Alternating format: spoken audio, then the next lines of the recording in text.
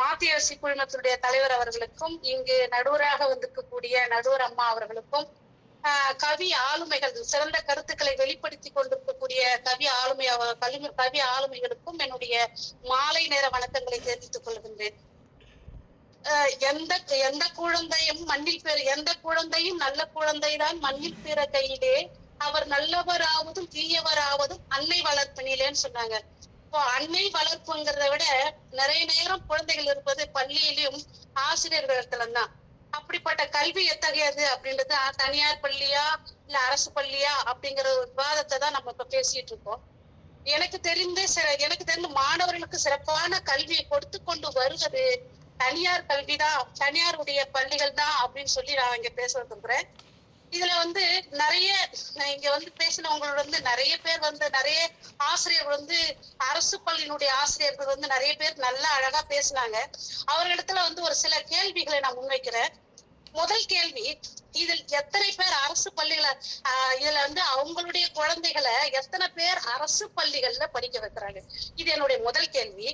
அவங்க ஏன் அரசு பள்ளிகள்ல படிக்க வைக்கிறாங்க? ரெண்டாவது அரசு பள்ளிகள் தனியார் பள்ளி, எனக்கு தெரிஞ்ச வரைக்கும் அதிக அரசு பள்ளி ஆசிரியர்கள் அவங்களுடைய குழந்தைகளை தனியார் பள்ளிகள்ல தான் படிக்கிறத நான் பார்த்துட்டு இருக்கேன். இது உங்க எல்லாருக்கும் தெரியும், மறுத்து பேசுவதற்கு முடியாதுன்னு நான் நினைக்கிறேன். அதுக்கப்புறம் இவர்கள் தனியார் பள்ளிகள்லயே மெட்ரிக்கு, அப்புறம் சிபிஎஸ்இ, இன்டர்நேஷனல் லெவல்ல இருக்கக்கூடிய பள்ளிகளுக்கெல்லாம் அனுப்பி படிக்க வைக்கிறாங்க. ஆனா அரசு பள்ளிதான் அப்படின்னு சொல்றாங்க. அது எனக்கு தெரியல, அது அவங்க இடத்துலயே விட்டுடுறேன். அதுக்கு அடுத்தது, இப்போ இப்படி தனியார் பள்ளியில தான் சேர்க்கிறாங்க அப்படின்னா அரசு பள்ளி இவர்களுக்கு சரியான ஒரு கல்வியை கொடுக்கவில்லையா? இதுதான் நான் உங்ககிட்ட கேட்கக்கூடிய ஒரு கேள்வி. இப்போ என்னுடைய கருத்தா நான் என்ன சொல்றேன் அப்படின்னா, இப்போ தனியார் பள்ளிகள் அரசு பள்ளிகள்ல எத்தனை பள்ளிகளில் கட்டிடங்கள் ஒழுங்கா இருக்கு. நிறைய என்னுடைய அணிகள்லயே நிறைய பேர் கேட்டுட்டாங்க, இதை நானும் கேட்கிறேன். எத்தனை பள்ளிகள் கட்டிட வசதிகள் சரியாக இருக்கிறது? நான் பார்த்த வரையில் நிறைய பள்ளிகளில் கட்டிட வசதிகள் சரியாக இல்லை. சரி, ரெண்டாவது கழிப்பறை வசதி. நானும் ஒரு அரசு பள்ளியில் படிச்ச ஒரு அரசு பள்ளி மாணவிதான். நான் 1 முதல் 12வது வரைக்கும் அரசு பள்ளியில தான் படிச்சேன். நான் வீட்டுல காலையில என்னுடைய இயற்கை உபாதைகளை காலையில முடிச்சுட்டு போனேன்னா மாலை வீடு வந்துதான் என்னுடைய இயற்கை உபாதைகளை கழிக்கக்கூடிய ஒரு மோசமான நிலைமையில தான், இத்தனை இடைஞ்சலுக்கு நடுவுலதான் அரசு பள்ளியில நான் படிச்சேன். சரி, இதுதான் நான் படிச்சது பல வருடங்கள் ஆகிவிட்டது அப்படின்னு சொன்னா கூட, சமீபத்துல நான் சங்கரன் கோயில்ல ஒரு புத்தக வெளியீட்டு விழாவுக்கு போயிருந்தேன். அந்த இடத்துல ஒரு அரசு பள்ளிதான், அரசு மாணவிகள் பயிலக்கூடிய ஒரு பள்ளி. அந்த பள்ளியில போனா எனக்கு ஒரு இயற்கை உபாதை. அப்பொழுது நான் அந்த மாணவரிடத்துல கேட்டேன். அன்று ஞாயிற்றுக்கிழமை என்பதனால ஸ்டாப் யூஸ் பண்ற அந்த கழிவறைகள்லாம் மூடப்பட்டு இருந்தது. அதனால மாணவர்களுடைய கழிவறைக்கு சென்ன பிள்ளைகள்லாம் கூட்டு போனாங்க. இதுதான் அப்படின்னு சொல்லி கூட்டு போனாங்க. அந்த கழிவறை அவ்வளவு ஒரு மோசமாக இருந்தது. அதோடைய தூய்மை, சுகாதார கேடும் அப்படி அவ்வளவு ஒரு மோசமான ஒரு கழிப்பறையில அந்த மாணவிகள் போய் கொண்டிருக்கிறார்கள் என்று சொன்னால் ஒரு சுகாதார கேடான ஒரு விஷயம் அங்கே இருந்து கொண்டுதான் இருக்கின்றது. இதை மறுக்க முடியாது. இந்த அளவு சங்கரன் கோயில்ல நான் பார்த்தேன். இப்போ இன்னைக்கு சூழ்நிலையில கூட கழிவறை வசதிகள் என்பது அங்க இல்லை. இதையும் மறுக்க முடியாது அப்படின்னு தான் நான் நினைக்கிறேன். ரெண்டாவது, விளையாட்டு மைதானங்கள். விளையாட்டு நிகழ்ச்சிகள்ல நிறைய இந்த தனியார் பள்ளிகள் அதிக ஆர்வம் கொடுத்து அவர்களை அழைத்து சென்று அதில் நிறைய போட்டிகள் பங்கேற்க வைக்கின்றனர். அரசு பள்ளிகளும் செய்யறாங்க, இல்லைன்னு சொல்லல. அதை காட்டிலும் இந்த தனியார் பள்ளிகள் சிறந்த முறையில அவங்களுக்கு ஊக்குவிக்கிறாங்க அப்படின்னு சொல்றேன். அப்புறம் நிறைய விஷயங்கள் இந்த எதிரணியில பேசும்போது நிறைய விஷயங்களை சொன்னாங்க. இதுல சில விஷயங்களை மறுத்து பேசக்கூடிய ஒரு கட்டாயத்துல நான் இருக்கிறேன் அப்படின்னு நினைக்கிறேன். என்னன்னா, ஒருத்தர் சொன்னாங்க, ஒரு அம்மா பேசினாங்க, எதிரணியில இருக்கக்கூடிய ஒரு அம்மா பேசினாங்க, டிஎன்பிஎஸ்சில எல்லாம் அரசு பள்ளியில் படிக்கக்கூடிய மாணவர்கள் தான் தேர்ச்சி பெறாங்க அப்படின்னு சொல்றாங்க. அப்போ நீட் தேர்வில் தேர்ச்சி பெறுகின்றவர்கள் தேசிய அளவிலான நடக்கக்கூடிய தகுதி தேர்வில் தேர்ச்சி பெறுபவர்கள் அரசு பள்ளியில் படிப்பவர்களா தனியார் பள்ளியில் படிப்பவர்களா? யார் அதிக அளவில் தேர்ச்சி பெறாங்க? அப்போ இது தனியார் பள்ளியில தான் அவர்களுக்கு 8ஆம் வகுப்பு படிக்கும் முதலே அவர்களுக்கு நீட் தேர்வுக்கான ஒரு ஒரு கல்வி முறையும் ஐஏஎஸ் படிக்கிறதுக்கான ஒரு கல்வி முறையும் அவர்களுக்கு 8ஆம் வகுப்பிலே அவர்களுக்கு கொடுத்து துவங்கி விடுகிறார்கள். அந்த போட்டித் தேர்வு என்பது அவர்களுக்கு மிக எளிதாக ஆகிவிடுகிறது. ஆனால் அரசு பள்ளியில் இது மிக கடினமாக இருக்கின்றது. ஆனால் இப்பொழுதுதான் இதை மாணவர்களுக்கு கொடுக்கணும் அப்படின்னு சொல்ற ஒரு முயற்சியை அரசு மேற்கொண்டிருக்கிறது. இதையும் ஆசிரியர்கள் மறுக்க மாட்டார்கள் என்று நினைக்கின்றேன். அடுத்தது இன்னொரு விஷயம் அப்படி என்னன்னா, அதிகம் உழைக்க கூடியவர்கள் தனியார் பள்ளியில் வேலை செய்யக்கூடிய ஆசிரியர்கள் என்று ஒரு அம்மா எதிரக்கூடிய ஒரு அம்மா தான் பேசினார்கள். நான் சொல்லுகின்றேன், குறைந்த சம்பளத்தில், நல்லா கவனிச்சுக்கணும், குறைந்த சம்பளத்தில் அதிக உழைப்பை தருகின்றவர்கள் தனியார் பள்ளி ஆசிரியர்கள் தான். மறுக்கவே முடியாது. ஒரு ஆசிரியர் பெறுகின்ற ஒரு சம்பளத்தை 5 ஆசிரியர்களுக்கு பிரித்து கொடுப்பது தனியார் பள்ளி தான். இதை மறுக்கவே முடியாது. ஆனால் உழைப்பு என்பதோ அரசு பள்ளியை காட்டிலும் தனியார் பள்ளிக்கு அதிகம் இருக்கிறது. ஒரு பையன் ஏன் வரல அப்படின்னு சொல்லி நாங்க உடனே கவனிச்சுக்கிறோம், நாங்க பேசுறோம் அப்படின்றலாம் சொன்னாங்க. ஆனா ஒரு தனியார் ஆய்வு முறையை தனியார் பள்ளிகள்ல தான் அதிகம் செய்யறாங்க. ஒரு குழந்தை வரலையா, ஒரு குழந்தை சரியா படிக்கலையா, இன்னைக்கு பள்ளிக்கே வரவில்லையா, உடனே அவர்களுக்கு தெரிவிப்பது தனியார் பள்ளிகள் தான். இன்னொரு விஷயத்தையும் இன்னொரு அம்மா சொன்னாங்க. அதாவது தனியார் பள்ளியிலிருந்து வரக்கூடிய பேருந்துகள் வீட்டில் இருக்கும் பிள்ளைகளை நாய் வண்டிகள் வருவது போல் அழைத்து கொண்டு சென்று விடுகிறார்கள் என்றெல்லாம் சொன்னார்கள். ஆனால் நான் ஒரு கிராமத்தில் பிறந்தவர் தான். என்னுடைய ஊரில் என்னுடைய ஆரம்ப பள்ளி இருக்கிறது. அதில் தான் நானும் படிச்சேன். அதில் இப்பொழுது நிலைமை என்னன்னா, அதுல இருக்கக்கூடிய தலைமை ஆசிரியரும் உதவி ஆசிரியர் 2 பேருமா வீடு வீடா பிள்ளைகளை அழைத்து எங்கள் பள்ளிக்கு படிக்க வாருங்கள், எங்கள் பிள்ளைக்கு படிக்க வாருங்கள், அனைத்து வசதிகளும் உள்ளன, ஆங்கில வழி கல்விகள் உள்ளன என்றெல்லாம் கூறி அவர்களை அழைக்கின்றார்கள். இது எப்படி இருக்கு அப்படின்னா, பிள்ளைகள் படிப்பதற்கே பள்ளியில் பிள்ளைகள் இல்லை, யாருமே இல்லாத டீ கடையில டீ ஆத்துற மாதிரி இருக்கு. இது ரொம்ப வேடிக்கையான ஒரு விஷயம் மாதிரியும் இருக்கு. இது எதுக்குதான் அப்படின்னு சொல்லிட்டு எனக்கு தெரியல. அப்ப இது நாய் வண்டியில கூட்டு போறாங்க அப்படின்னு சொன்னாங்க. இதையும் நான் கண்டிக்கின்றேன். அப்புறம் இன்னொன்னு சொன்னாங்க. அப்புறம் தனியார் பள்ளியில் இருக்கக்கூடிய அம்மா அப்பாக்கள் படிச்சிருந்தாதான் அங்க சீட்டு கொடுப்பாங்க, 2வது படிச்சிருந்தாதான் தனியார் பள்ளியில சேர்க்க முடியும், அந்த மாதிரி எல்லாம் சொன்னாங்க. இன்று எழுத்தறிவு படிக்காத பெற்றோர்கள் எத்தனை பேர் இருக்காங்க? சுதந்திரம் பெறும்போது 1947 எழுத்தறிவு விகிதம் 18.33% இருந்தது. அதுவே 1961 காமராஜருடைய காலத்துல 36.39% இருக்கு.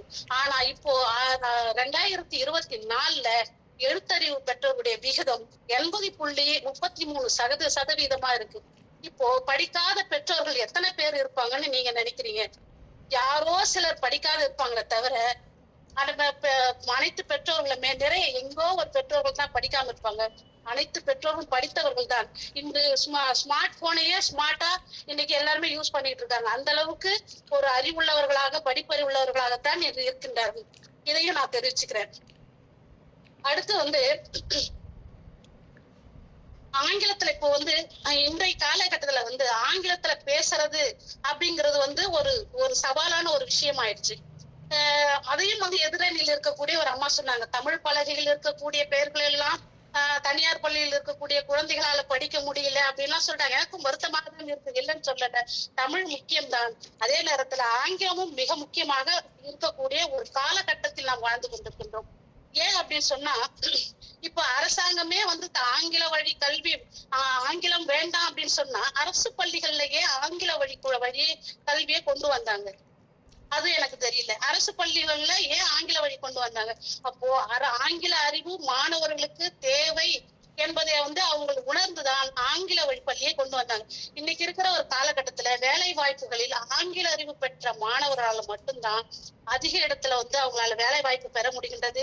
வெளி மாநிலங்களானாலும் சரி, அதே நேரத்தில் வெளி ஊர்களிலும் அது வெளிநாடுகளிலும் சரி சென்று பணிபுரியக்கூடிய ஒரு தனித்துவமான திறமைகளை ஆங்கிலம் புலமை உள்ளவர்களால செய்ய முடியுது. அதனாலதான் ஆங்கில அறிவு கண்டிப்பாக தேவை என்பதற்காகவே தனியார் பள்ளிகள் அதை முதன்மையாக முன்னெடுக்கின்றன என்பதை இங்க நான் பதிவு பண்றேன். ரெண்டாவது, அதுக்கு அடுத்தது தனியார் பள்ளிகள்ல மாணவர்கள் அரசு பள்ளிகள்ல நிறைய இந்த நான் எல்லாரையும் எல்லாத்தையும் சொல்றேன் அப்படின்றதுக்காக எனக்கு தப்பா நினைச்சுக்க வேண்டாம். பெரும்பாலான அரசு பள்ளி மாணவர்கள் ஒரு அருவருக்கத்தக்க செயல்கள் செய்யறாங்க. இது இல்லைன்னா மறுக்க முடியாது. இன்றைய பேருந்துகள்ல, அரசு பேருந்துகள்ல நீங்க பார்த்தாலே தெரிஞ்சுக்கலாம். தொடர்வண்டி நிலையங்கள்ல தொடர்வண்டியில பார்த்தாலே இதை தெரிஞ்சுக்கலாம். மறுக்கவே முடியாது. அப்படிப்பட்ட ஒரு மோசமான செயல்களை செய்து கொண்டிருக்கிறார்கள். அது நேர மேலாண்மை கண்டிப்பா மேம். அப்புறம் தீய பழக்க வழக்கங்கள் கொரோனாவை விட அதிகமாக பரவி கொண்டிருக்கிறது. அவர்கள் பரப்பி விடுகிறார். ஒரு சிலர் கத்துக்கிறது, நிறைய பேருக்கு கத்துக் கொடுக்குறாங்க. தனியார் பள்ளியில் இல்லை என்று சொல்லவில்லை, ஆனால் தனியார் பள்ளியை காட்டிலும் அரசு பள்ளி மாணவரிடத்துல அதிகம் இருக்கின்றது. அவர்களுக்கு சிறந்த அறிவுரை பகர்தல், அப்புறம் அவர்களுக்கு சிறந்த அறிவுரை கூறுவதனால், அவர் நேரடியாக அவர்களிடத்துல சில அனுபவங்களை பகிர்வதனால் இதையெல்லாம் கம்மி பண்ணலாம் அப்படின்னு சொல்லி நான் நினைக்கிறேன். அதுக்கப்புறம் சின்ன மட்டும் சொல்லி முடிச்சுக்கிறேம்மா. அதுக்கப்புறம் காமராஜர் காலத்துல அப்துல் கலாம் ஐயா எல்லாம் படிச்சாங்க. அப்பெல்லாம் அவங்க எல்லாம் அரசு பள்ளிகள் தான் படிச்சுட்டு அவர் பெரிய விஞ்ஞானியா வந்தாரு, இவர் பெரிய முதலமைச்சரா எல்லாம் வந்தாரு, ஒரு சிறிய அளவுல கல்வி பயின்றால் கூட அப்படியெல்லாம் உங்க கருத்துக்கள் சொன்னாங்க, முன்வைத்தார்கள். ஆனா அவர்களுக்கு ஒண்ணு சொல்ல விரும்புதுன்னா, அன்று இருந்தது மாணவர் மைய கல்வியா, ஆசிரியர் மைய கல்வியா இருந்தது. இன்று இருப்பது மாணவர் மைய கல்வியா இருக்கிறது. மாணவர் செய்யும் சிறு சிறு தவறுகளுக்கு கூட அவர்களால் தண்டனை கொடுக்க முடியவில்லை, அவர்களுக்கு அறிவுரை கொடுக்க முடியவில்லை. அறிவுரை கூறினால் அடுத்த வகுப்பிற்கு வரும்போது புத்தகத்தில் கத்தி எடுத்து விடுகிறார்கள். அந்த அளவுக்கு ஒரு மோசமான நிலைமை இன்னைக்கு நம்ம மறுக்க முடியாது, எல்லாம் பார்த்துட்டு தான் இருக்கிறீங்க. அந்த மாதிரி ஒரு சூழ்நிலை இருக்குது. அதெல்லாம் இதையெல்லாம் தவிர்க்க வேண்டும். அரசு பள்ளிகள்ல நேர மேலாண்மை கடைபிடிங்களம்மா. ஏன்னா நிறைய ஆளுமைகள் இருக்காங்க அடுத்தடுத்து பேசுறதுக்காக. ஒன்றை மட்டும் முடித்துக்கிறேன் அம்மா. நிறைய அரசு பள்ளிகள்ல இப்போ அம்மா சொன்னது மாதிரி ஒரு புது நவீன முறையில் கற்பித்தல் முறைகள் நடந்து கொண்டு இருந்தாலும் கூட ஏன் தனியார் பள்ளிகள்ல பெற்றோர்கள் சேர்க்கின்றார்கள்? நான் ஒரே ஒரு குரல் மொழி அதை சொல்லி முடிச்சுட்டேன். தந்தை மகட்காற்றும் நன்றி அவையத்து முந்தி இருப்ப செயல். இந்த உலகத்துல பிள்ளைகள் ஒரு நல்ல முறையில உருவாக்கணும், ஒரு ஒழுக்கத்தோடையும் பண்போடையும் ஒரு சிறந்த கல்வியை கொடுத்து அவர்களை முன்னேற்றணும் அப்படின்றதுக்காக தான் தனியார் பள்ளியில சேர்த்து படிக்க வைக்கிறாங்க.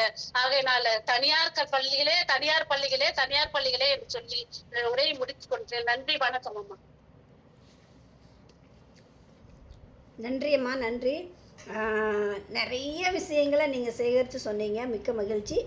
உங்களுடைய உரை எப்படி இருந்ததுன்னு சொல்லிட்டு நம்ம நடுவர் அம்மா கிட்ட கேட்டு தெரிஞ்சுக்கலாம். அம்மா சொல்லுங்கம்மா. அம்மா, தனியார் பள்ளியின் அணிக்கு நீங்க ரொம்ப அருமையா வலு சேர்த்துட்டீங்க. நிறைய ஆய்வு, அதாவது தனியார் ஆய்வு கூட நடத்துறாங்க எங்க தனியார் பள்ளியில தான் அப்படின்னு சொன்னீங்க. நாய்வண்டி மாதிரி கூட்டிட்டு போனாங்கன்னு சொன்னீங்களே, இப்போ வீடு வீடா எங்க குழந்தைகளை கூப்பிடுறாங்க அரசு பள்ளியில அப்படின்னாங்க.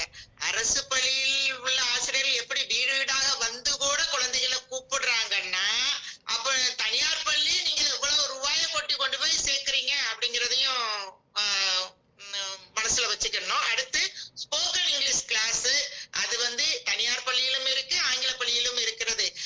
தனியார் பள்ளியில பெற்றோர்கள் உதவி நிறைய தேவைப்படுது குழந்தைகளுக்கு, அதை பயன்படுத்திக்கிறாங்க. அதே போல படிப்பு எழுத்தறிவு சதவீதம் 80.33% இப்பொழுது வந்திருக்கிறது. அதனால் நிறைய பெற்றோர்கள் படித்திருப்பார்கள் என்று நீங்க சொன்னீங்க. அரசு பள்ளியில் படிக்கும் குழந்தைகளின் பெற்றோர்கள் அப்படி இல்லை. அந்த சதவீதத்தையும் எடுத்து பாருங்கள். அடுத்து, யாரு அதிக உழைப்பு, குறைந்த சம்பளத்தில் அதிகமா உழைக்கிறாங்க அப்படின்னாங்க. அதாவது உழைப்பு என்பது விழலுக்கு இறைத்த நீராகி போய்விடக் கூடாது. ஸ்மார்ட்டாவும் யோசிச்சு பயன்படுத்தணும் அப்படிங்கிற கருத்தை வைக்கணும். நேர மேலாண்மையும் நீங்க கடைபிடிச்சிருந்தா இன்னும் சிறப்பா